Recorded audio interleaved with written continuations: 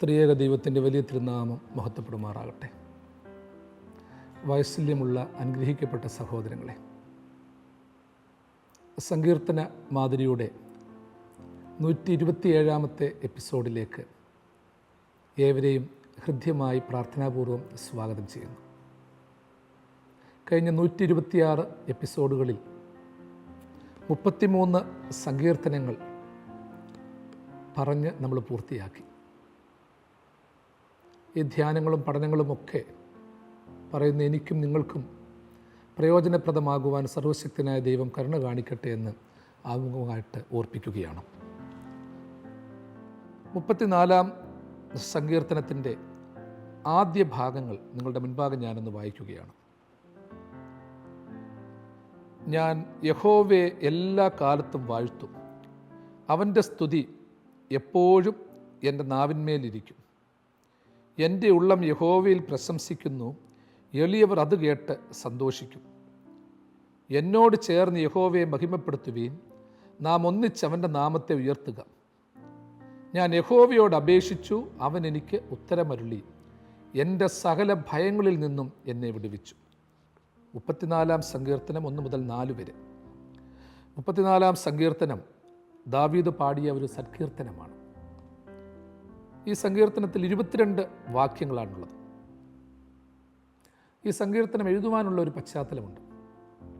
ദാവീദ് രാജാവ് അബീമേലെക്ക് എന്ന് പറയുന്ന ഒരു രാജാവിനാൽ പിടിക്കപ്പെടുകയും അവനെ ബന്ധനസ്ഥനാക്കി കൊട്ടാരത്തിലെത്തിക്കുകയും ചെയ്തു. എന്നാൽ ദാവീദ് അവിടെ എത്തിയപ്പോൾ രക്ഷപ്പെടാൻ മറ്റൊരു മാർഗവും കാണാതെ വന്നപ്പോൾ ഒരു മനോവിഭ്രമം പിടിച്ചവനെ പോലെ ആ എതിരാളികളുടെ മുൻപിൽ അവന് അഭിനയിക്കുകയാണ്. തുപ്പലൊഴിപ്പിച്ചുകൊണ്ട് ഒരു മനോരോഗിയെപ്പോലെ അവൻ നടിക്കുന്നു. ആ നാട്യം കണ്ട് അബീമേലെക്ക് രാജാവ് ആകപ്പാടെ ശോഭാകുലനായി. എന്നിട്ട് പറഞ്ഞൊരു വാചകമുണ്ട്, എൻ്റെ നാട്ടിൽ ഭ്രാന്തന്മാരില്ലാഞ്ഞിട്ടാണോ നിങ്ങൾ ഈ ഭ്രാന്തനെ പിടിച്ചുകൊണ്ട് എൻ്റെ അടുക്കിലോട്ട് കൊണ്ടുവന്നേക്കുന്നത്? എന്നാൽ അബീമേലെക്കിൻ്റെ ജീവിതത്തിലെ വലിയ പരാജയങ്ങളിൽ ഒന്നാണ്. കാരണം ദാവീദിനെ നേരിട്ട് ജീവനോടെ കിട്ടിയിട്ട് പോലും തടവറയിൽ പോലും വിടാതെ അവനെ ഇറക്കി വിടുകയാണ്, ആട്ടിക്കളയുകയാണ്, കൊണ്ടുവന്നവരുടെ നേരെ ദേഷ്യപ്പെടുകയാണ്. എൻ്റെ നാട്ടിൽ ഇഷ്ടംപോലെ ഭ്രാന്തന്മാരുണ്ട്. നമ്മളും ചിലപ്പോഴൊക്കെ ഇതുപോലെ അബീമേലെക്ക് പറഞ്ഞതുപോലെ പറയാറുണ്ട്, എൻ്റെ ദൈവമേ, ഉള്ള ബാധ്യതയല്ല ഒന്നിനു പുറകെ നമ്മുടെ മണ്ടയ്ക്കോട്ടാണ് വന്ന് കയറുന്നത്. ചിലതൊക്കെയാണെങ്കിൽ നമ്മളൊന്നും വേണ്ട, പറന്നിറങ്ങുകയാണ്. എവിടെ നിന്നാണ് വരുന്നതെന്ന് അറിയത്തില്ല, എന്താ ഇങ്ങനെയൊക്കെ സംഭവിക്കുന്നതെന്ന് അറിയത്തില്ല. ഇഷ്ടംപോലും ബാധ്യതകളുണ്ട്. അപ്പോൾ അബീമേലെക്ക് അവിടെ ചിന്തിക്കുകയാണ്, എടാ, എൻ്റെ രാജ്യത്തിലേക്ക് ദാടാ ഒരു ഭ്രാന്തനെ പിടിച്ചുകൊണ്ട് വന്നേക്കുന്നു, അവൻ തുപ്പുന്നതും അവൻ ഭ്രാന്ത് കാണിക്കുന്നതും ഒക്കെ ഞാൻ കാണേണ്ടി വരുന്നല്ലോ. എൻ്റെ പ്രിയമുള്ളവരെ, ജീവിതത്തിൽ ഈ അബീമേലെക്ക് ദാവീദിനെ ആട്ടിക്കളയുന്നതിലൂടെ നമ്മളൊരു കാര്യം പഠിച്ചോണം. കിട്ടിയ ചില ഭാഗ്യങ്ങളാണ്, എന്നാൽ അബീമേലെക്കിന് കിട്ടിയ ചില ഭാഗ്യമാണ്, സൗഭാഗ്യമാണ്. പിന്നീട് ദാവീദിനെ പിടിച്ചാൽ കിട്ടാത്ത അവസ്ഥയിലോട്ട് മാറ്റപ്പെടുകയാണ്. മൊത്തം പേരെ എതിർത്തുകൊണ്ട് തോൽപ്പിച്ചുകൊണ്ട് അവൻ മുന്നേറുകയാണ്. കയ്യിലൊരു ഭാഗ്യം കിട്ടിയിട്ട് അവന് ഭ്രാന്താണെന്ന് നടിച്ച് അബീമേലെക്ക് അവനെ ആട്ടിക്കളയുകയാണ്.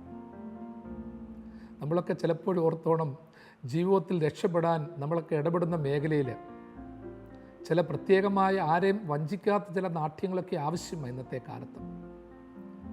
അറിയാവുന്ന, എനിക്കെല്ലാ കാര്യങ്ങളും അറിയാവുന്നൊന്നും നമ്മൾ നടിച്ചേക്കരുത്. ചിലത് അറിയാത്ത ഭാവം നടിക്കണം. ചിലപ്പോൾ ചിലരുടെ കാര്യങ്ങളൊക്കെ നമ്മളോട് പറയും, നിങ്ങൾ അറിഞ്ഞായിരുന്നോ? അറിഞ്ഞാണെന്ന് ചോദിച്ചാൽ പറയും, എന്തൊക്കെയാണ് അറിഞ്ഞത്? നമ്മളൊന്നും അറിഞ്ഞിട്ടില്ല പ്രിയപ്പെട്ടവരെ. അവരവരുടെ വേർഷൻ പറയും. അപ്പോൾ അതിൻ്റെ മറ്റൊരു പോസിറ്റീവ് റെലോ എന്ന് പറയുന്നത്, നമ്മൾ കേട്ടിട്ടുള്ള കാര്യം കാണും, അവർ പറഞ്ഞത് കാണും. ഏകദേശം ഒരു ധാരണ നമ്മൾ ഉൾക്കൊള്ളാൻ സാധിക്കും. നമ്മൾ കേട്ടത് മാത്രമായിരിക്കത്തില്ല സത്യം, അവർ പറഞ്ഞതുകൂടെ നമ്മൾ കേട്ടു. അല്ലെങ്കിൽ ഇനി നമ്മൾ എന്തെങ്കിലും അഭിപ്രായം പറയുകയാണെങ്കിൽ അവസാനം നമ്മുടെ മണ്ടയ്ക്ക് അടിച്ചേൽപ്പിക്കുകയും ചെയ്യും. ഇന്ന ആൾ പറഞ്ഞു, ഇന്ന രീതിയിലാണ്. എന്തിനാണ് നമ്മൾ ആവശ്യമില്ലാത്തതിനൊക്കെ കൈ കൊടുക്കുന്നത്? ചുമ്മാ സമയം കളയുന്നത് എന്തിനാണ്? ചിലതിനോടൊക്കെ ചില കാര്യങ്ങൾ കേൾക്കാൻ താല്പര്യമില്ലാതിരുന്നാൽ മതി. പോട്ടെ, എന്തോ ചെയ്യാനാ. ചിലപ്പോൾ കേൾക്കാൻ താല്പര്യമില്ലാതിരുന്നാൽ, ചേർന്ന് പറയാതിരുന്നാൽ നമുക്ക് രക്ഷപ്പെടാം.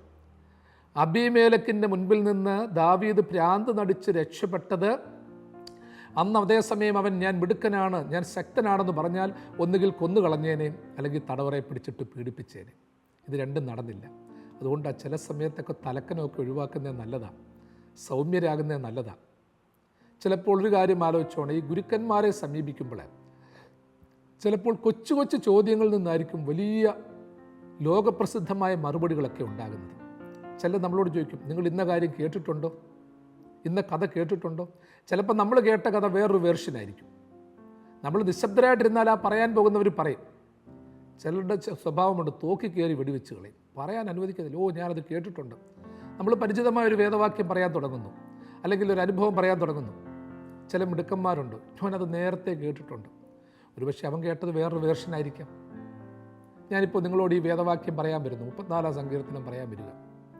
നിങ്ങൾ എന്നേക്കാളും കൂടുതൽ പഠിച്ചിട്ടുമുണ്ട്, വായിച്ചിട്ടുമുണ്ട്, കേട്ടിട്ടുമുണ്ട്. അപ്പോൾ അതുകൊണ്ട് കേൾക്കാതിരിക്കണമെന്നില്ല. ചിലപ്പോൾ കേൾക്കാത്തത് ചിലപ്പോൾ കിട്ടിയെന്നിരിക്കും, നിങ്ങൾക്കറിയാവുന്നതിൻ്റെ പകുതി പോലും ഞാൻ പറഞ്ഞു കാണത്തില്ലെന്നിരിക്കും. എങ്കിലും ഒരു കാര്യമെങ്കിലും, ഏത് മേഖലയിൽ നിന്നും ഒരു കാര്യമെങ്കിലും പഠിച്ചാൽ അത് അത്രയും നല്ലതാണ്. ദാവീദ് നമുക്ക് വലിയൊരു പാഠം തരുന്നു.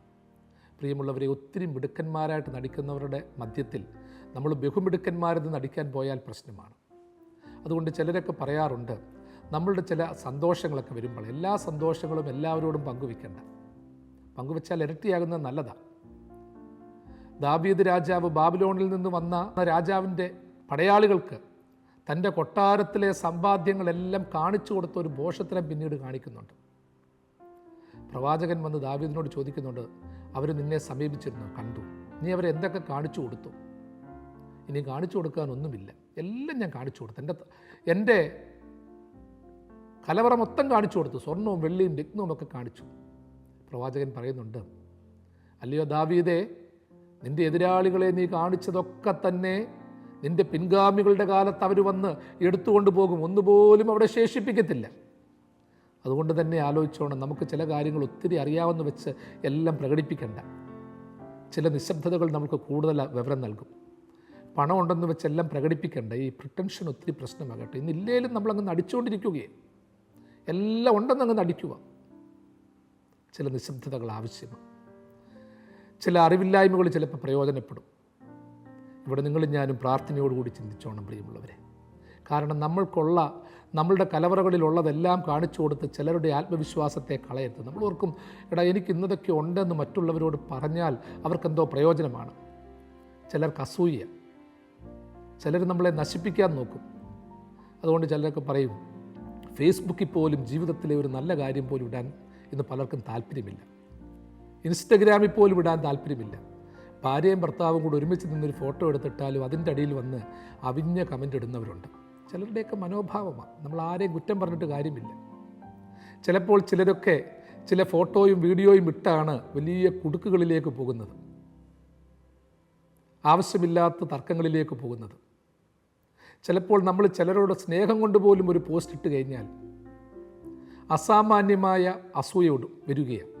എടാ എൻ്റേത് അവൻ ഇട്ടില്ല, എന്നാൽ അവൻ്റേതിട്ടു, അവളുടേതിട്ടു. ഈ ഒരു ലോകത്തിലാണ് നമ്മൾ ജീവിക്കുന്നത്.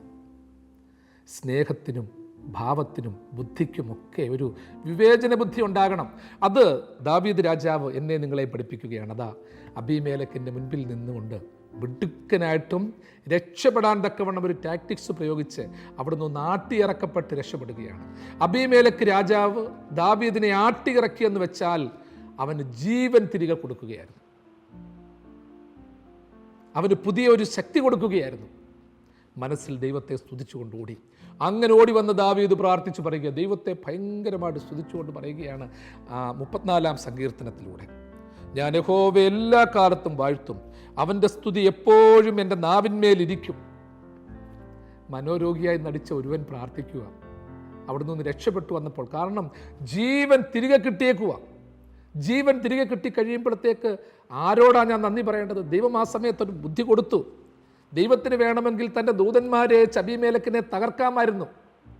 എന്നാൽ എപ്പോഴും ഒന്നും നമ്മൾ ചിന്തിക്കരുത് കേട്ടോ, ദൈവം ശക്തമായിട്ട് ഇറങ്ങി വന്ന് യുദ്ധം ചെയ്യുമെന്നോ, അല്ലെങ്കിൽ ദൈവം പണം അങ്ങോട്ട് തരുമെന്നോ, ദൈവം പറത്തിക്കൊണ്ടു പോകുന്നോ എന്നും നമ്മൾ ചിന്തിക്കരുത്.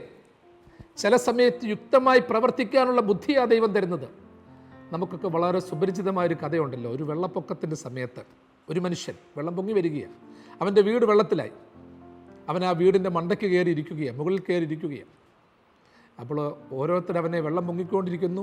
അപ്പോൾ ഓരോരുത്തർ രക്ഷപ്പെടുത്താൻ വരുന്നു. അപ്പോൾ ആദ്യത്തെ ഒരാൾ വന്നു, വള്ളവും കൊണ്ട് വന്നു. എടാ പെട്ടെന്ന് ഇറങ്ങി വാ, രക്ഷപ്പെടാൻ പറഞ്ഞു. അവനെ ഞാൻ വരത്തില്ലെന്ന് പറഞ്ഞു. കാരണം ദൈവം എന്നെ വന്ന് നേരിട്ട് രക്ഷപ്പെടുത്തട്ടെ, എന്നാലേ ഞാൻ രക്ഷപ്പെടാൻ തയ്യാറാകത്തുള്ളൂ. അവൻ പോയി.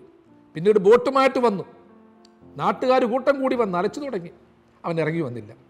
അവസാനം വെള്ളം പൊങ്ങി അവനെ എടുത്തുകൊണ്ട് പോയി. വീടും പോയി, കൂടും പോയി, അവൻ്റെ ജീവനും പോയി. അവൻ മരിച്ച് ദൈവസന്നിധിയിലെത്തി. ദൈവസന്നിധിയിലെത്തിയിട്ട് ദൈവത്തോട് ഭയങ്കരമായിട്ട് പൊട്ടിത്തെറിക്കുക. ഒരു ഭാവനാകഥയാണ്. പൊട്ടിത്തെറിക്കുക. ദൈവമേ, നീ എന്ത് പരിപാടിയാണ് കാണിച്ച്? ഞാൻ നിന്നെ കാത്തിരിക്കുമല്ലായിരുന്നു, നീ എന്നെ രക്ഷപ്പെടുത്തുമെന്ന് പറഞ്ഞ് ഞാൻ വിശ്വസിച്ചിരുന്നില്ലയോ? എന്നിട്ട് നീ എന്താ വരാഞ്ഞത്? പക്ഷേ ദൈവം അവനോട് പറഞ്ഞ മറുപടിയുണ്ട്. ആര് പറഞ്ഞ് നിന്നെ രക്ഷപ്പെടുത്താൻ ഞാൻ വന്നില്ലെന്ന്? ഞാൻ എത്ര തവണയായിട്ട് ഞാൻ വള്ളം വിട്ടു, ബോട്ട് വിട്ടു, ആളുകളെ കൊണ്ട് അലപ്പിച്ചു, നിന്നെ അതിൽ നിന്ന് കുത്തി ഇറക്കാൻ നോക്കി, എന്നിട്ട് പോലും നീ വന്നില്ല. അപ്പോൾ അങ്ങനെ വരാത്തവനെ ഞാൻ എങ്ങനെ രക്ഷപ്പെടുത്തുന്നത്? രക്ഷപ്പെടണമെന്നില്ലാത്തവനെ ഞാൻ രക്ഷപ്പെടുത്തുന്നത് എങ്ങനെയാണ്? പ്രിയമുള്ളവരെ, ഒരു കാര്യം ആലോചിച്ചോണം. ദാവീദിനെ സംബന്ധിച്ചിടത്തോളം ജീവൻ തിരികെ കിട്ടിയപ്പോൾ ഒരു ബോധ്യം ദൈവം കൊടുക്കുകയാണ്. നീ ഇങ്ങനെ നടിക്ക്. അല്ലെങ്കിൽ ദാവീദിനെ പോലെയുള്ള ഒരു പ്രഗത്ഭൻ ഒരിക്കലും വായിൽ നിന്ന് തുപ്പൽ ഒഴിപ്പിച്ചുകൊണ്ടോ ഭ്രാന്തനെ പോലോ നടിക്കത്തില്ല. കാരണം രാജാക്കന്മാരുടെ രീതി എന്ന് വെച്ചാൽ ധീരന്മാരെ പോലെ നിൽക്കും. ആരുടെ മുൻപിൽ തലകുനിക്കത്തില്ല. കൊല്ലുന്നേ കൊന്നോന്ന് പറയും. ദാവീദിനറിയായിരുന്നു പോകാറായിട്ടില്ല, ഇനിയും ഞാൻ ചെയ്യാൻ ഒത്തിരി ഉണ്ട്. അതുകൊണ്ട് ചില സമയത്തൊക്കെ ഇങ്ങനെയൊക്കെ മാറി നിൽക്കണം. അതുകൊണ്ടാണ് ദാവീദ് അങ്ങനെ ചെയ്തത്. നമുക്കും അങ്ങനെയുള്ളൊരു ചിന്താഗതിയൊക്കെ ഉണ്ടാകണം കേട്ടോ. ചുമ്മാതെ ജീവൻ പാഴാക്കി കളയല്ലോ പ്രിയപ്പെട്ടവരെ. ചുമ്മാതെ നമ്മൾ തന്നെ ആലോചിച്ചോണം. കൂട്ടുകൂടിയൊക്കെ നടന്ന്, വെള്ളം അടിച്ച് നടന്ന്, മയക്കുമരുന്നും കഴിച്ച് നടന്ന് കുഞ്ഞുങ്ങളെ ജീവിതം നശിപ്പിക്കല്ലേ. പിന്നീട് ചിലപ്പോൾ നിങ്ങൾ പറയുമോ, ഞങ്ങൾ ജോലി ചെയ്യുകയാണ്, ഒരുമിച്ച് ജോലി ചെയ്യുകയാണ്, അപ്പം ഞങ്ങൾ ഇടയ്ക്കൊക്കെ ഒരു കമ്പനി കൂടും, ഒരു ബിയർ കഴിച്ചാൽ എന്താ, അല്ലെങ്കിൽ ഒരു മദ്യം കഴിച്ചാൽ എന്താ, ഒരു പുക വിട്ടാൽ എന്താ, ഒരു ലഹരി ഉപയോഗിച്ചാൽ എന്താന്നൊക്കെ ചോദിക്കും കേട്ടോ. അല്ലെങ്കിൽ ഞങ്ങളോട് ഇഷ്ടം കാണത്തില്ല, ഞങ്ങളുടെ സീനിയേഴ്സാണ് പറഞ്ഞത്. ഞാൻ തന്നെ പലപ്പോഴും പറഞ്ഞിട്ടുണ്ട്, നമ്മളുടെ പല പ്രിയപ്പെട്ട കുഞ്ഞുങ്ങളൊക്കെ അവിടെ ഇവിടെയൊക്കെ പോയി ഇങ്ങനെയുള്ള സാഹചര്യങ്ങളിൽ അകപ്പെട്ടിട്ടുണ്ട്. അവർക്ക് നിർബന്ധം അവരുടെ മേൽ വന്നു. അപ്പോൾ അവർ ഫോൺ ചെയ്ത് തന്നെ ചോദിച്ചിട്ടുണ്ട്, അച്ഛാ എന്തോ ചെയ്യണം, പെട്ടെന്ന് ആ ലാസ്റ്റ് ടൈമിൽ എന്തോ ചെയ്യണം. ചിലപ്പോൾ നമ്മൾ പറഞ്ഞിട്ടുണ്ട്, മോനെ ഒന്ന് ചുമച്ച് വയ്യ, എന്തോ ക്ഷീണമാണ്, അസ്വസ്ഥതയാണ്, തലവേദനയാണെന്നെങ്കിലും നടിക്ക്, നീ അവിടെ നിന്ന് അങ്ങ് മാറും. അങ്ങനെയൊക്കെ കേട്ട പിള്ളേരുണ്ട്. ഒരു തവണ വീണ് പോയി കഴിഞ്ഞാൽ പോയി പ്രിയമുള്ളവരെ. അതുകൊണ്ട് രക്ഷപ്പെടാൻ തക്കവണ്ണം നമ്മൾ തന്നെ എനിക്ക് ദൈവമുണ്ട്, രക്ഷപ്പെടുത്താനുണ്ടെന്ന് പറഞ്ഞുകൊണ്ട് ദൈവം മാലാഖമാരെ അയച്ച് പിടിച്ചോണ്ട് പോകട്ടെ, അല്ലെങ്കിൽ അവരെയൊക്കെ തകർക്കട്ടെ എന്ന് ചിന്തിക്കരുത്. രാജാവിന് ചിന്തിക്കാമായിരുന്നു, എനിക്ക് ദൈവമുണ്ട്, ഞാൻ ഇത്രത്തോളം പ്രാർത്ഥിച്ചു, എന്തുകൊണ്ട് അബീമേലെക്കിനെതിരെ വന്ന് യുദ്ധം ചെയ്യാത്തതെന്ന് ദൈവത്തോട് പരിതപിക്കാമായിരുന്നു, പരാതി പറയാമായിരുന്നു. അതിനുള്ള സമയമല്ലായിരുന്നു. അങ്ങനെ ചിന്തിക്കാൻ പോലുമുള്ള ചുറ്റുവട്ടം അവിടെ ഇല്ല. നമ്മൾ തന്നെ ആലോചിച്ചു. 5 അപ്പം കൊണ്ട് 5000 പേരെ പോഷിപ്പിച്ചു. ശേഷിച്ച കൊട്ട 12 വട്ടി നിറച്ചെടുത്തു. ശേഷിച്ചത് അത് വേണേൽ എവിടെ കളഞ്ഞിട്ട് പോകാമായിരുന്നു. എന്തിനാണ് എടുക്കുന്നത്? നാളെ ഞാൻ വേറെ അത്ഭുതം പ്രവർത്തിക്കത്തില്ലയോ എന്ന് ദൈവത്തിന് ചോദിക്കാമായിരുന്നു. യേശു അപ്പച്ചൻ അത് ചോദിച്ചില്ല. അത് പൊതിഞ്ഞു കെട്ടി എടുത്തോളാൻ പറഞ്ഞു. ഇന്ന് പ്രവർത്തിച്ച അത്ഭുതം നാളെ പ്രവർത്തിക്കണമെന്നില്ല, ഒന്നും പാഴാക്കണമെന്നില്ല. അതുകൊണ്ട് ദൈവം തരുന്ന അവസരങ്ങൾ ബുദ്ധിയോടും യുക്തിയോടുമൊക്കെ പ്രാർത്ഥനാപൂർവ്വം നമ്മൾ അത് വിനിയോഗിച്ചാൽ മാത്രമേ ഉയരാൻ പറ്റത്തുള്ളൂ. നിങ്ങളെയും എന്നെയൊക്കെ രക്ഷപ്പെടുത്താനോ കയറ്റിവിടാനോ ആരെങ്കിലും വരുമെന്നൊന്നും നമ്മൾ ചിന്തിക്കരുത്. ആരും കാണത്തില്ല പ്രിയമുള്ളവരെ രക്ഷപ്പെടുത്താൻ. വഴി നമ്മൾ കണ്ടുപിടിച്ചോണം. ദൈവത്തോട് ചേർന്ന് ദൈവം വഴിയാണ്, അത് നമ്മൾ കണ്ടുപിടിച്ചോണം. കൊച്ചു കൊച്ചു വഴുത്താരെയാണെങ്കിലും കണ്ടുപിടിച്ചോണം രക്ഷപ്പെടാനും ജീവിക്കാനും. നീ ജോലി തേടി നടക്കുന്നവനാണെങ്കിൽ ചിലപ്പോൾ പണ്ടത്തെ പോലൊന്നും എടാ വാടാന്ന് പറഞ്ഞ് ആരും വിളിക്കണമെന്നില്ല. അത്ര സ്നേഹമുള്ളവരൊക്കെ കുറവാണ്. വളരെ ചുരുക്കം പേരൊക്കെ അതിന് തയ്യാറാകത്തുള്ളൂ. ചിലരൊക്കെ നമുക്ക് ചിലപ്പോഴൊക്കെ ഒരു വാർത്ത ഷെയർ ചെയ്ത് തരും. എടാ ഇന്നടത്തൊക്കെ ഒന്ന് നോക്കിക്കേടാ, നോക്കിക്കേ, അവിടെ എന്തോ ജോലി, ഇന്നതാ ജോലി, എത്ര ശമ്പളമുണ്ട്, ഗൾഫിൽ പോയാൽ 25,000 രൂപ പോലും നാട്ടിലേ വരത്തില്ല. ഒന്നുമില്ലാതിരിക്കുന്ന അവസരത്തിൽ ഒരു 30,000 രൂപ 25,000 രൂപ കിട്ടിയാലും നല്ലതാണ്. അതിനുശേഷം പുതിയൊരു വഴുത്താര കിട്ടിയെന്നിരിക്കും നമുക്ക്. നമ്മൾ മരത്തേൽ കയറണമെന്നുണ്ടെങ്കിൽ ആദ്യം വലിയ തടിയാണ്, അവിടെ പിടിച്ച് കയറാൻ ഇച്ചിരി ബുദ്ധിമുട്ടാണ്. ആരെങ്കിലുമൊക്കെ ഒന്ന് താങ്ങണം, ഒന്ന് പിടിച്ച് കയറ്റണം. പിടിച്ച് കയറ്റിക്കഴിഞ്ഞാൽ മേളിൽ ചെന്നാൽ കൊമ്പുകളൊക്കെ കിട്ടും. എനിക്ക് നേരിട്ട് പരിചയമുണ്ട്. വെറും 25,000 രൂപയ്ക്ക് ഒന്നും പഠിക്കാതെ പോയ ചില പിള്ളേരുണ്ട്, +2 തോറ്റിട്ട് പോയ പിള്ളേരുണ്ട്, 19-ാം വയസ്സ് 20-ാം വയസ്സ് തികയുന്നതിന് മുമ്പ് പോയ പിള്ളേരുണ്ട്.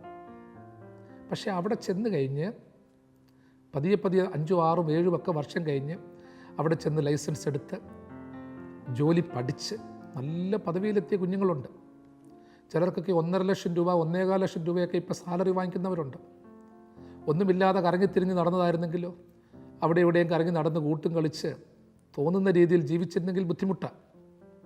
ചിലപ്പോൾ ഒന്നുമില്ലാതിരിക്കുമ്പോൾ ഒരു പറ്റിയ ജോലി പോലും കിട്ടിയെന്ന് വരത്തില്ല, ഒരു നല്ല വിവാഹം പോലും കിട്ടിയെന്ന് വരത്തില്ല. അതുകൊണ്ട് പ്രിയമുള്ളവരെ, കിട്ടുന്ന അവസരങ്ങളൊക്കെ താഴേണ്ടവൻ്റെ മുമ്പിൽ താഴണം. ദൈവം തരുന്ന ബുദ്ധിപ്രകാരം ബഹുമാനിക്കേണ്ടവനെ ബഹുമാനിക്കണം. അത് ആ കാലത്തേക്ക് മാത്രമാകരുത്, ആ ബഹുമാനം നിത്യമായിട്ടുണ്ടാകണം. നിങ്ങളൊന്ന് കയറിപ്പോയി കഴിഞ്ഞാൽ നിങ്ങൾക്കും അനേകരെ രക്ഷപ്പെടുത്താൻ പറ്റും. പ്രിയമുള്ളവരെ, ഒരാൾ ഉയർന്നു വന്നാൽ എത്ര സന്തോഷമാണെന്നറിയാം. അവരിലൂടെ പലരും പോകും. നാളെ മറ്റൊരുത്തിനും ഒരു അവസരം കൊടുക്കാൻ പറ്റും. അബീമേലെക്കിൻ്റെ മുമ്പിൽ നിന്നുകൊണ്ട് ഭ്രാന്ത് കളിച്ച് രക്ഷപ്പെട്ട ദാവീദ് അനേകർക്ക് രക്ഷയായിട്ടുണ്ട്. അനേകം സങ്കീർത്തനങ്ങൾ പാടി അനേകർക്ക് ന്യായാധിപനായി മാറി ഒത്തിരി ദൈവത്തെ പാടി സ്തുതിച്ചു. നമ്മളുമൊക്കെ രക്ഷപ്പെട്ട് കഴിഞ്ഞാൽ ആ ഒരു അവസരം കിട്ടും. അതുകൊണ്ട് ദാവീദ് പറയുന്നത് ഓർത്തോണം. ഭ്രാന്ത് കളിച്ച് രക്ഷപ്പെട്ട ദാവീദ് വന്ന് പറയുക, ദൈവമേ, എല്ലാ കാലത്തും ഞാൻ നിന്നെ വാഴ്ത്തും. ഒരു പരാതിയും ചോദിക്കുന്നില്ല. നീ എന്താ അവിടെ വരാഞ്ഞത്, എൻ്റെ ബുദ്ധി കൊണ്ടാ രക്ഷപ്പെട്ടേന്ന് ചോദിക്കുന്നില്ല. ഞാൻ എല്ലാ കാലത്തും വാഴ്ത്തും. അവൻ്റെ സ്തുതി എപ്പോഴും നാവിന്മേലുണ്ടായിരിക്കും. നാവിന്മേൽ സ്തുതിപ്പുകൾ എപ്പോഴും ഉണ്ടാകണം. അത് ഏതെങ്കിലുമൊക്കെ ഒരു ടെമ്പറൽ പീരീഡിലേക്ക് മാത്രമേ, താൽക്കാലികമായിട്ട് വരുന്ന അനുഭവമല്ല, ഫീലിംഗ് ആകരുത്. ടെമ്പറൽ ഫീലിംഗ് എന്ന് വെച്ചാൽ ഒരു പെട്ടെന്ന് കയറി വരുന്നത് അതല്ല. നാക്കിലുണ്ടായിരിക്കണം. വാ തുറന്നാൽ നല്ല വാക്കുകൾ പറയണം, ദൈവസ്തുതി പറയണം, പ്രാർത്ഥനകൾ ഉയരണം. നാവ് തുറന്നിട്ട് തെറി പറയുകയും ശാപം പറയുകയും ചെയ്യുന്ന അനുഭവമല്ല. ഒരേ സമയം ശാപവും ഒരേ സമയം സ്തുതിയും വരുന്നത് ബുദ്ധിമുട്ടാണ്. അത് പ്രാർത്ഥനയാകത്തില്ല, നന്മയാകത്തില്ല. അതായത് കയ്പും മധുരവും ഒരു ഉറവയിൽ നിന്ന് പുറപ്പെടാൻ പറ്റത്തില്ല. അതുകൊണ്ട് നാവിന്മേൽ ദൈവത്തിൻ്റെ സ്തുതി ആയിരിക്കാൻ എന്ത് ചെയ്യണം? ഇടയ്ക്കിടയ്ക്കൊക്കെ ഇങ്ങനെ ആവർത്തിച്ച് പറഞ്ഞുകൊണ്ടിരിക്കണം, ദൈവത്തെ സ്തുതിച്ചുകൊണ്ടിരിക്കണം. വാൽമീകി വലിയ കൊലയാളിയായിരുന്നെങ്കിലും അവൻ സപ്തർഷികളെ കണ്ട് രക്ഷപ്പെട്ടതിന് ശേഷം സപ്തർഷികൾ പറഞ്ഞു, നീ രാമരാമ എന്ന് പറയാൻ നിനക്ക് യോഗ്യതയില്ല, നീ ഒത്തിരി പേരെ കൊന്നു, കൊലപാതകിയെ, കള്ളന. പക്ഷേ നീ ഒരു കാര്യം ചെയ്യും, മരങ്ങളുടെ ഇടയിൽ കയറിയിരുന്ന് മരാമര എന്ന് പറ. അത് അവസാനം രാമശബ്ദമായിട്ട് മാറും. ആവർത്തിച്ച് പറഞ്ഞുകൊണ്ടെങ്കിൽ ഇരുന്നോ, ചിലപ്പോൾ നിൻ്റെ വായിൽ ഇത് തന്നെ വരും. നമ്മളും അതുകൊണ്ടാണ് ചില ട്രെയിൻ ചെയ്യണം. മുൻകോപികളാണെങ്കിലും അരുതാത്തത് പറയുന്നവരാണെങ്കിലും പൊട്ടിത്തെറിക്കുന്നവരാണെങ്കിലും അതിനെ മാറ്റാൻ പെട്ടെന്നൊന്നും പറ്റത്തില്ല. ജാത്യാലുള്ളത് തൂത്താൽ പോകുമ്പോൾ എന്നൊക്കെ ചോദിക്കാറില്ലയോ? പെട്ടെന്നൊന്നും പോകത്തില്ല പ്രിയമുള്ളവരെ. അതുകൊണ്ട് ഹൃദയത്തിലുണ്ടായിരിക്കേണ്ട ഒരു ഭാവം എന്ന് പറയുന്നത് ആവർത്തിച്ച് പറഞ്ഞ്, നേരത്തെയൊക്കെ ഞാൻ സൂചിപ്പിച്ചിട്ടുണ്ട്, ആവർത്തിച്ച് പറഞ്ഞ് ഇടയ്ക്കിടയ്ക്കൊക്കെ വേദപുസ്തകങ്ങളൊക്കെ വായിക്കണം, നല്ല പാട്ടുകളൊക്കെ ഒന്ന് പാടി നോക്കണം. അപ്പോൾ അറിയാതെ അത് വരും. ചിലരുടെ അനുഭവങ്ങൾ നിങ്ങൾ കേട്ട് കാണും. അതായത് ഓർമ്മക്കേടിൽ കിടക്കുമ്പോഴും ഓപ്പറേഷൻ തയ്യാറെടുക്കാൻ കിടക്കുമ്പോഴും ആ ഒരു അബോധാവസ്ഥയിൽ കടന്നുകൊണ്ട് ദൈവത്തെ സ്തുതിക്കുന്ന പാട്ടുകൾ വരും. ചിലപ്പോൾ ചില സമയത്ത് നമ്മൾ ഉറക്കത്തിൽ കിടന്ന് ഞെട്ടി വിളിക്കും, അയ്യോ എന്നെ കൊല്ലാൻ വരുന്നേ എന്ന് പറയും. പേടിച്ച് വിളിക്കും ചില മനുഷ്യരുണ്ട്. ചിലപ്പോൾ ഉറക്കത്തിൽ കിടന്നുകൊണ്ട് തെറി വിളിക്കും. അവരിൽ അന്തർലീനമായി കിടക്കുന്ന ചില ഭാവങ്ങളാണ് വെളി വരുന്നത്. പക്ഷേ നാവിൽ ദൈവത്തിൻ്റെ സ്തുതിയുള്ളവൻ ദൈവത്തെ സ്തുതിക്കും, മറ്റുള്ളവരെക്കുറിച്ച് നന്മ പറയും, മറ്റുള്ളവരെ അനുഗ്രഹിക്കും, അവർക്ക് വേണ്ടി പ്രാർത്ഥിക്കും. എൻ്റെ ഉള്ളിൽ പ്രശംസിക്കുന്നു, എളിയവർ അത് കേട്ട് സന്തോഷിക്കും. എന്നോട് ചേർന്ന് യഹോവയെ മഹിമപ്പെടുത്തുവീൻ, നാം ഒന്നിച്ച് അവൻ്റെ നാമത്തെ ഉയർത്തുക. ഉള്ളം യഹോവയിൽ പ്രശംസിക്കുന്നു എന്ന് പറയുമ്പോൾ തുടർന്ന് പറയുകയാണ്, എളിയവർ അത് കേട്ട് സന്തോഷിക്കും. അതായത് ഭക്തൻ്റെ പ്രാർത്ഥന കേട്ട് ഭക്തിയില്ലാത്തവരും സന്തോഷിക്കുന്നു. ദൈവം കൊടുത്ത സന്തോഷം ഒരു വ്യക്തിയുടെ ഹൃദയത്തിൽ വരുമ്പോൾ അതിങ്ങനൊരു എന്താ പറയുന്നത്, അതിനൊരു പ്രത്യേക എഫക്റ്റാണ്, ഒരു ട്രാൻസെൻഡൻസ് എഫക്റ്റാണ്. അതോടൊപ്പം തന്നെ അതൊരു വൈബ്രേഷൻ പോലെ അങ്ങ് മാറുകയാണ്, ഒരു സ്പിരിച്വൽ റെസൊണൻസ് ആയിട്ട് മാറുകയാണ്. അതിങ്ങനെ മുഴങ്ങിക്കൊണ്ടിരിക്കുകയാണ്. അതായത് എൻ്റെ ഉള്ളം യഹോവയിൽ സന്തോഷിക്കുന്നു എന്ന് കാണുമ്പോൾ എളിയവർ അത് കേട്ട് സന്തോഷിക്കും. യഹോവയിൽ പ്രശംസിക്കുന്നവൻ്റെ ജീവിതാനുഭവം കണ്ട് സമൂഹം സന്തോഷിക്കും. ഇന്ന് നമ്മളുടെ സന്തോഷം കണ്ടോ, നമ്മളുടെ സമാധാനം കണ്ടോ, സ്തുതിപ്പ് കണ്ടോ എത്ര പേര് സന്തോഷിക്കുന്നു എന്നുള്ളതാണ്. ദൈവത്തിന് വേണ്ടി പോരടിക്കുക, ദേവാലയങ്ങൾക്ക് വേണ്ടിയുള്ള തർക്കങ്ങൾ, സഭകൾ തമ്മിലുള്ള തർക്കങ്ങൾ, നാട്ടുകാർ തമ്മിലുള്ള തർക്കങ്ങൾ, എല്ലാവരും പറയുന്നത് ഞങ്ങൾ യഹോവയിൽ പ്രശംസിക്കുന്നു എന്നാണ്. എല്ലാവരും ദൈവത്തിൽ പ്രശംസിക്കുകയാണ്. പക്ഷേ എളിയവരുടെ ഭക്തി പോകുന്നു. സാധാരണക്കാരൻ ദൈവത്തിൽ നിന്ന് അകന്നു പോകുന്നു. ഈ അകന്നു പോകുന്നവരെയൊക്കെ തിരിച്ചു കൊണ്ടുവരണം. എൻ്റെ പ്രാർത്ഥന, എൻ്റെ ഭക്തി, എൻ്റെ ജീവിതം, എൻ്റെ ശൈലി ചിലരെയൊക്കെ ദൈവത്തിൽ നിന്ന് അകറ്റിയിട്ടുണ്ടെങ്കിൽ ഒന്നുകൂടി ഞാൻ ഉൾപ്പെടെ വിചിന്തനത്തിന് വിധേയനാകണം. ചിലപ്പോൾ നമ്മളുടെ ഭക്തി യഥാർത്ഥമാകുമ്പോൾ, നമ്മളുടെ നന്മ യഥാർത്ഥമാകുമ്പോൾ അത് ഉൾക്കൊള്ളാത്ത ദുഷ്ടമനസ്സുള്ളവരും കാണാം. യഹോവയിൽ നമ്മൾ പ്രശംസിക്കുമ്പോൾ പ്രിയമുള്ളവരെ, ചിലപ്പോൾ ഓർത്തോണം, പോസിറ്റീവ് മെൻറ്റാലിറ്റി ഇല്ലാത്തവർ, ദൈവത്തെ അറിയാത്തവർക്ക് അത് ഭയങ്കര അസൂയയായിട്ട് മാറും. നിങ്ങളുടെ സന്തോഷം കണ്ടാൽ ഞാൻ സന്തോഷിച്ച് പശ്ചാത്താപത്തോടെ ദൈവത്തെ സ്തുതിക്കാൻ പറ്റുമെങ്കിൽ, നിങ്ങൾക്ക് ദൈവം എന്തെങ്കിലും തരുന്നത് കണ്ട് അസൂയയില്ലാതെ അതിനെ വ്യാഖ്യാനിക്കാൻ എനിക്ക് പറ്റുമെങ്കിൽ, അതിൽ കഥകൾ മെനയാതെ ദൈവത്തെ സ്തുതിച്ചാൽ എത്ര ഭാഗ്യമാണ്. ചിലർ പഠിച്ച് നല്ല മാർക്ക് നേടിയാൽ പറയും, അവൻ കോപ്പി അടിച്ച് നേടിയത്. എഴുതിയാൽ പറയും പകർത്തിയത്. പ്രസംഗിച്ചാൽ പറയും അത് ഇന്ന ആൾ പറഞ്ഞത്. എങ്ങനെയൊക്കെയല്ലേ നമ്മൾ പറയുന്നത്? അതെൻ്റേതാ, ഞാൻ പറഞ്ഞു കൊടുത്തതാണ്. ഇന്നത്തെ കാലത്തെ ലോകത്തിൻ്റെ പ്രത്യേകത അതാ പ്രിയമുള്ളവരെ. എല്ലാം ഒരു സെൽഫ് ആട്രിബ്യൂഷൻസാണ്. നമുക്ക് തന്ന നന്മകൾ ഹൃദയപൂർവ്വം ദൈവത്തിൽ പ്രശംസിച്ച് മറ്റുള്ളവരെ സന്തോഷിപ്പിക്കാൻ ഇടയാകണം. ന്യായമായി എന്നിൽ ഞാൻ ദൈവത്തിൽ പ്രശംസിക്കുമ്പോൾ മറ്റുള്ളവന് അതിൽ സന്തോഷിക്കാൻ പറ്റാതെ ഇരിക്കുകയാണെങ്കിൽ അവരും ഒന്ന് രൂപാന്തരപ്പെടേണ്ടിയിരിക്കുന്നു. എൻ്റെ പ്രിയമുള്ളവരെ, നിങ്ങൾ ദൈവത്തിൽ പ്രശംസിക്കുമ്പോൾ ഞാനും എൻ്റെ സമൂഹവും നിങ്ങളോട് ചേർന്ന് ദൈവത്തെ സ്തുതിക്കുന്ന, സന്തോഷിക്കുന്ന ഒരു അനുഭവം ഉണ്ടാകണം. അതുകൊണ്ടാണ് പറയുന്നത്, എപ്പോഴും ചിന്തിച്ചോണം പ്രിയമുള്ളവരെ, മറ്റുള്ളവൻ്റെ നന്മയൊക്കെ കാണുമ്പോൾ നമ്മൾ ദൈവത്തെ സ്തുതിച്ചോണം. അതുകൊണ്ടാണ് ഒരുവൻ്റെ വിവാഹത്തിന് പോകുന്നു, കുഞ്ഞുങ്ങളുടെ മാമുദിശയ്ക്ക് പോകുന്നു, വീട് ഉദാശയ്ക്ക് പോകുന്നു. അവർക്ക് ദൈവം കൊടുത്ത സന്തോഷമാണ്. അവർ പണിയട്ടെ. അവൻ കള്ളപ്പണം കൊണ്ട് പണിഞ്ഞെന്നോ, അല്ലെങ്കിൽ ആ കുഞ്ഞ് അവൻ്റെ അല്ലെന്നോ, ആ കുഞ്ഞിൻ്റെ കണ്ണും മൂക്കും മറ്റുള്ളവരെ പോലാണെന്ന് അഭിപ്രായം പറയുകയോ, അല്ലെങ്കിൽ ആ വിരുന്നിന് കൊടുത്ത സദ്യ ശരിയല്ലെന്ന് പറയുകയോ ചെയ്യുന്നവർ എത്ര ക്രൂര മനസ്സിനുടമകളാണ്. പ്രിയമുള്ളവരെ, നിങ്ങളുടെ മക്കൾക്ക് കുഞ്ഞുങ്ങളായിട്ടില്ല, പക്ഷേ നിങ്ങളുടെ സഹോദരങ്ങളുടെ കുഞ്ഞുങ്ങൾക്ക് മക്കളായി. നിങ്ങൾ ദൈവത്തെ സ്തുതിക്കുക. നിങ്ങളുടെ വീട് ചെറുതാണ്. നിങ്ങൾ പോകുന്ന കൂദാശയ്ക്കും പ്രാർത്ഥനയ്ക്കും പോകുന്ന പുതിയ വീടുകൾ വലിയ വീടുകളാണ്. നിങ്ങൾ ദൈവത്തെ സ്തുതിക്കുക. നിങ്ങളുടെ കുഞ്ഞുങ്ങൾക്ക് ജോലി കിട്ടിയില്ല, അവരിന് ജോലി കിട്ടി. കുറ്റങ്ങളും കുറവുകളും പറഞ്ഞത് നശിപ്പിക്കാൻ ശ്രമിക്കാതെ അവർക്ക് വേണ്ടിയൂടെ പ്രാർത്ഥിക്കുക. അങ്ങനെ നിങ്ങൾ പ്രാർത്ഥിച്ചാൽ ആർക്കും കടക്കാരനല്ലാത്ത സർവേശ്വരൻ പലിശയും കൂട്ടുപലിശയുമായിട്ട് നിങ്ങളോട് ഇടപെടും. നമ്മളുടെ മുൻപിൽ ചിലർക്കൊക്കെ ദൈവം കുറേ നന്മകൾ കൂടുതൽ ചെയ്തു കൊടുക്കും. എന്തിനാണെന്നറിയോ? നമ്മളുടെ മനസ്സൊന്ന് പരീക്ഷിക്കാനൂടാ. ഞാൻ അവന് കൊടുത്തപ്പോൾ, പിതാവായ ഞാൻ അവന് കൊടുത്തപ്പോൾ ഇവൻ എങ്ങനെ ഇടപെടുന്നു, അത് ദൈവത്തിനറിയണം. അസൂയയില്ലാതെ നമ്മൾ ഇടപെട്ടാൽ ദൈവം നമുക്കും തരും. നമ്മൾ അസൂയക്കാരായി കഴിഞ്ഞാൽ, നമ്മൾ പ്രാഗി പിടിച്ചുകൊണ്ടിരുന്നു കഴിഞ്ഞാൽ, പ്രാഗി അലച്ചുകൊണ്ടിരുന്നു കഴിഞ്ഞാൽ, കഥകളും ഉപകഥകളും മെനഞ്ഞുകൊണ്ടിരുന്നാൽ, എൻ്റെ പ്രിയപ്പെട്ടവനെ, ആ ചെയ്യുന്നവൻ മുടിഞ്ഞു മുണ്ടക്കോല് വെച്ച് പോകും. നിങ്ങളുടെ മുൻപിൽ കൂടെ നിങ്ങൾ ആരെയൊക്കെ നശിപ്പിക്കാൻ ശ്രമിക്കുന്നു, അവർ സ്റ്റെപ്പ് ബൈ സ്റ്റെപ്പായിട്ട് ഉയരും. അവരുടെ ശബ്ദം ഉയരും. അതുകൊണ്ട് തന്നെ ആലോചിച്ചോണം, ദൈവം ഒരുവനെ സഹായിക്കാൻ തീരുമാനിച്ചാൽ നമ്മൾ എതിരാളികളാകണ്ട. ദൈവം ഒരുവൻ്റെ കൂടെ ഉണ്ടെങ്കിൽ, ഒരുവളുടെ കൂടെ ഉണ്ടെങ്കിൽ നമ്മൾ അതിൻ്റെ കൂടെ നിന്നാൽ മതി. അപ്പം ദൈവം തമ്പുരാൻ അവനെയും കൊണ്ട് ഉയർത്തി പുതിയ പുതിയ സ്റ്റെപ്പുകളിലേക്ക് പോകുമ്പോൾ നമ്മൾക്കും കൂടെ ഉയരാൻ പറ്റും. താഴെ നിന്നുകൊണ്ട് അസൂയപ്പെട്ടാൽ, ദൈവത്തിൽ പ്രശംസിക്കുന്നവൻ്റെ സന്തോഷത്തെ ദുഃഖമായി കണ്ടാൽ, നിരാശപ്പെടുത്താൻ ശ്രമിച്ചാൽ നമ്മൾ ദൈവത്തിൻ്റെ ശത്രുക്കളായി മാറും. അത് തലമുറകളും മറുപടി പറഞ്ഞേ പറ്റത്തുള്ളൂ. അതുകൊണ്ട് ഞാൻ എപ്പോഴും പ്രാർത്ഥിക്കും, ദൈവമേ, നിന്നിൽ പ്രശംസിപ്പാനൊരവസരം തരണം. മറ്റുള്ളവർ സന്തോഷിച്ചില്ലെങ്കിലും, അവർ ദുഃഖിച്ചാലും, ഇന്നല്ലെങ്കിൽ നാളെ അവർക്കും അതിനോട് ചേർന്ന് സന്തോഷിക്കാൻ നീ എന്തേലും കൊടുക്കണം. അതായത് എൻ്റെ പ്രശംസ, ദൈവത്തെക്കുറിച്ചുള്ള പ്രശംസ കാണുമ്പോൾ എൻ്റെ സന്തോഷത്തോട് ചേർന്ന് പ്രശംസിപ്പാൻ മറ്റുള്ളവനും വല്ലതും കിട്ടണം. എനിക്ക് മാത്രം കിട്ടിയിട്ട് കാര്യമില്ല. അതുകൊണ്ട് എനിക്ക് ബാധ്യതയുള്ളൂ. ഒരുവൻ ഇല്ലാതിരിക്കുകയും മറ്റൊരുവന് കിട്ടുകയും ചെയ്തുകൊണ്ട് കാര്യമില്ല.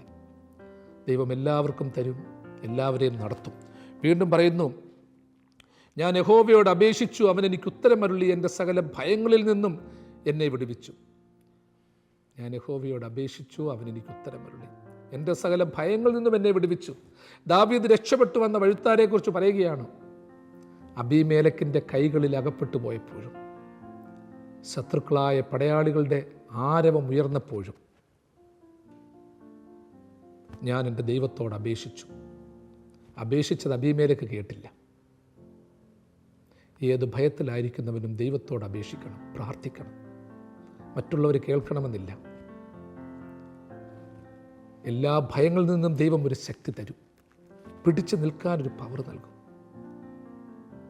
നിരാശയിലും ഒരു സന്തോഷം തരും, അസമാധാനത്തിലും ഒരു സംതൃപ്തി തരും. നിൻ്റെ കിടക്കയിൽ ഉറക്കമില്ലാതെ നീ ഭാരപ്പെടുകയാണെങ്കിൽ, അസ്വസ്ഥതകൾ പ്രിയപ്പെട്ടവളെ നിന്നെ അലട്ടുന്നുവെങ്കിൽ ഒരു കാര്യം ആലോചിച്ചോണം. യഹോവയെ വിളിച്ചപേക്ഷിച്ച് ഭയത്തിൽ നിന്ന് മോചനം പ്രാപിക്കണം. ചിലരൊക്കെ പറയാറുണ്ട്, എൻ്റെ കുഞ്ഞിന് ഭയങ്കര പേടിയാണ്, ഭയങ്കര ഭയമാണ്, ഉറക്കമില്ല, എല്ലാത്തിനും അങ്ങ് പേടിയാണ്. ആ കണ്ണുകളിൽ നോക്കിയാൽ പോലും ഒരു പേടി, എന്താണെന്ന് അറിയത്തില്ല. പകൽ പറക്കുന്ന അസ്ത്രത്തിൽ നിന്നും ഇരുട്ടിൽ സഞ്ചരിക്കുന്ന മഹാമാരിയിൽ നിന്നും ഉച്ചയ്ക്ക് നശിപ്പിക്കുന്ന സംഹാരത്തിൽ നിന്നും നിനക്ക് പേടിപ്പാനില്ല എന്ന് ദൈവം പറഞ്ഞിട്ടുണ്ടെങ്കിൽ നിൻ്റെ ഭയത്തിൽ നിന്ന് ദൈവം നിന്നെ വിടുവിക്കും. അപ്പ അമ്മ എന്നൊരു കൊച്ചു കുഞ്ഞ് ഉറക്കം വിളിക്കുന്നതിനേക്കാളുപരി കൂരിരുൾ തായ്വരയിൽ കൂടി നടന്നാലും ഒരനർത്ഥവും ഭയപ്പെടുകയില്ല എന്ന് വാഗ്ദാനം ചെയ്തവൻ്റെ പിന്നാലെ യാത്ര ചെയ്യണം. ശത്രുക്കൾ മുൻപാകെ മേശയൊരുക്കുന്ന ദൈവത്തിനു സ്തോത്രം ഇന്നുമെന്നേക്കും. വൻകൃപയിലെന്നെ ഇന്നയോളം കാത്ത ദൈവത്തിനു സ്തോത്രം ഇന്നുമെന്നേക്കും. കണ്ണുനീർ തൂകുമ്പോൾ മനസ്സലിയുന്ന ദൈവത്തിനു സ്തോത്രം ഇന്നുമെന്നേക്കും. ദൈവം തൻ്റെ വലങ്കരം നീട്ടി നിങ്ങളെല്ലാവരെയും സദാകാലവും വാഴ്ത്തി അനുഗ്രഹിക്കുമാറാണ്.